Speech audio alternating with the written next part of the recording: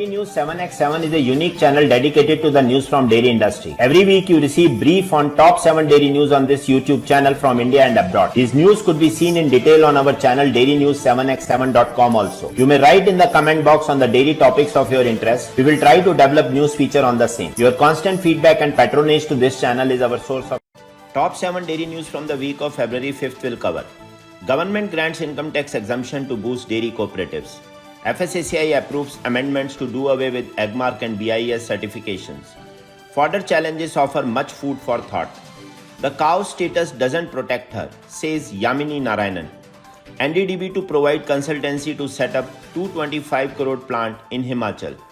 High protein dairy is booming, but how healthy is it? And global dairy prices increased again by 4.2%. Here comes the news of the week.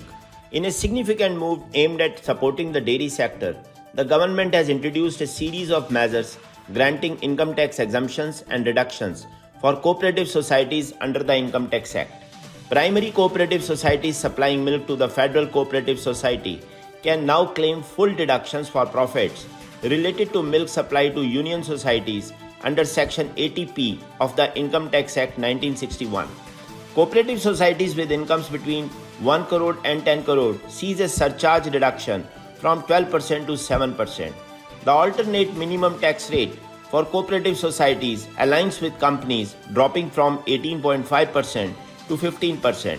The threshold for TDS on cash withdrawal for cooperative society is raised to rupees 3 crores, surpassing the rupees 1 crore limit for other recipients under Section 194N.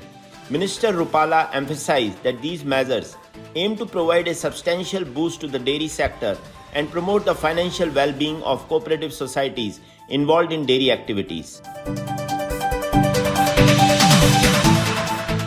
The Food Safety and Standards Authority of India (FSSAI) said that various amendments in food safety regulations have been approved to do away with Bureau of Indian Standards (BIS) or Agmark certifications for food products. In line with the concept of one nation, one commodity, one regulator, the Food Safety Authority said that once these amendments are finalized, food businesses will only require mandatory FSSAI certification and not need certification from other authorities. This move will facilitate ease of doing business. A comprehensive manual of methods of analysis for ensuring regulatory compliance of the food products was also approved. The amendments across different food safety and standards regulations were approved in the meeting for draft notification to invite stakeholder comments before finalization.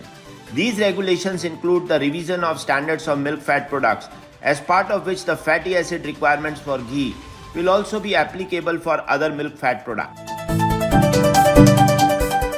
In the budget speech, India's finance minister emphasized the country's position as the top global milk producer, but acknowledged the low productivity of milch animals, attributing it to the overlooked fodder sector. Animal yield in India lags 20 to 60% behind the global average due to insufficient nutrition in feed and fodder, constituting 60 to 70% of milk production cost. Recent report indicate an 11.24 kg per 100 kg deficit in green fodder supply, reaching alarming levels in 15 states beyond 25%. The budget lacks emphasis on the pivotal role of a robust fodder sector in enhancing dairy animal productivity. To address this, the government should implement comprehensive strategies from production to marketing involving state funding for fodder resource development and investment in supportive market environments, creating community fodder banks, incentivizing farmers to adopt high-yield fodder crops, and promoting millet-based cattle feed through startups are essential steps to bridge the fodder deficit and strengthen India's dairy industry foundation. Stakeholders eagerly await adequate resource allocation in the upcoming full budget. Yamini Narayanan, a senior lecturer at Deccan University, reveals the exploitation of cows in India, linking it to casteism and communalism. Cow vigilantism, rather than promoting vegetarianism, uses the cow as a symbol of Hindu identity, making her vulnerable as a dairy milch cow. Despite being bred for dairying, cows face extreme violence linked to slaughter, as unproductive ones are disposed of. The sacred status of cows, framed as mother of goddess, intensifies their exploitation in the dairy industry. Narayanan argues that cows have been politicized to serve divisive purposes in an aspirational Hindu state, perpetuating social and economic inequalities. The focus on cow protectionism neglects the welfare of other dairy animals and contributes to climate change through methane emissions. A broader animal politics beyond cow-centric concern is advocated. Chief Minister Thakur Sukhwinder Singh Sukhu announced a significant initiative in Himachal Pradesh, revealing a MOU with the National Dairy Development Board (NDDB) to establish a state-of-the-art automated milk processing plant in Dhagwar, Kangra. The plant, initially capable of processing 1.5 lakh liters per day and expandable to 3 lakh liters per day, aims to produce various dairy products with an investment of Rs 225 crore in the first phase. The project emphasizes transparency in milk procurement, directly benefiting farmers in Chamba, Hamirpur, Kangra and Una districts.